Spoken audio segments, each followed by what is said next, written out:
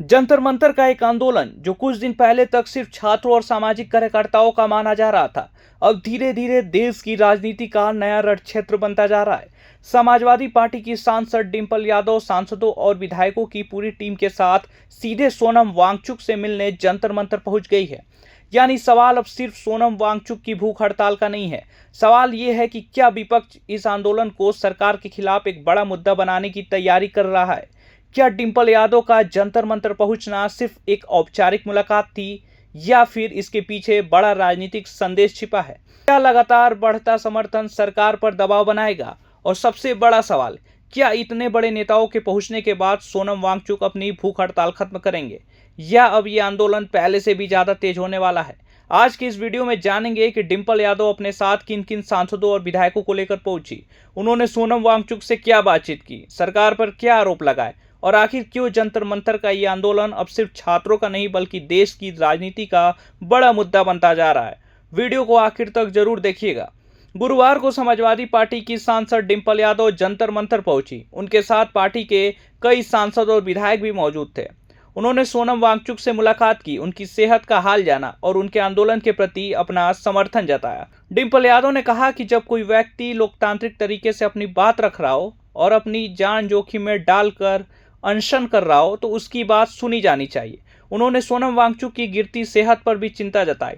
यह मुलाकात इसलिए भी अहम मानी जा रही है क्योंकि अब यह आंदोलन केवल छात्रों या सामाजिक कार्यकर्ताओं तक सीमित नहीं रहा, बल्कि विपक्षी दलों के बड़े नेता भी खुलकर इसके साथ खड़े दिखाई दे रहे हैं। दिल्ली के जंतर मंतर पर कॉकरोच जनता पार्टी पिछले कई दिनों से प्रदर्शन कर रही है। आंदोलन की शुरुआत कथित परीक्षा अनियमितताओं और शिक्षा व्यवस्था में जवाबदेही की मांग को लेकर हुई थी। सोनम वांगचुक 28 जून से इस आंदोलन के समर्थन में आमरण अनशन पर बैठे हैं। इनका कहना है कि ये लड़ाई किसी एक परीक्षा की नहीं, बल्कि देश के करोड़ों छात्रों के भविष्य की है।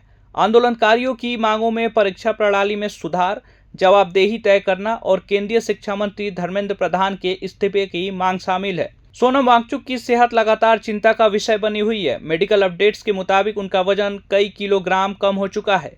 कमजोरी, लो ब्लड शुगर और लगातार गिरती शारीरिक क्षमता को देखते हुए दिल्ली हाईकोर्ट ने अधिकारियों को रोजाना मेडिकल जांच कराने और जरूरत पड़ने पर तुरंत इलाज उपलब्ध कराने का निर्देश दिया है। इस आंदोलन में सिर्फ सोनम वांगचुक ही नहीं बल्कि कई अन्य प्रदर्शनकारी भी अलग अलग चरणों में भूख हड़ताल और विरोध प्रदर्शन में शामिल हो रहे हैं। हालांकि सार्वजनिक रूप से जारी आधिकारिक मेडिकल बुलेटिन में सभी अनशनकारियों की विस्तृत स्वास्थ्य स्थिति साझा नहीं की गई है। अब सबसे बड़ा सवाल यही है कि क्या बढ़ते राजनीतिक समर्थन के बाद सरकार आंदोलनकारियों से बातचीत करेगी। क्या सोनम वांगचुक अपनी भूख हड़ताल खत्म करेंगे, या फिर 20 जुलाई के प्रस्तावित संसद मार्च के साथ यह आंदोलन और बड़ा रूप लेगा। फिलहाल सीजेपी का कहना है कि जब तक उनकी प्रमुख मांगों पर ठोस कदम नहीं उठते आंदोलन जारी रहेगा।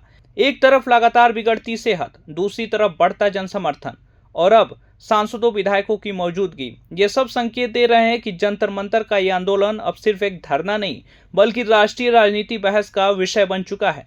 अब देखना यह होगा कि क्या सरकार बातचीत का रास्ता चुनती है, या फिर ये आंदोलन आने वाले दिनों में और बड़ा मोड़ लेता है।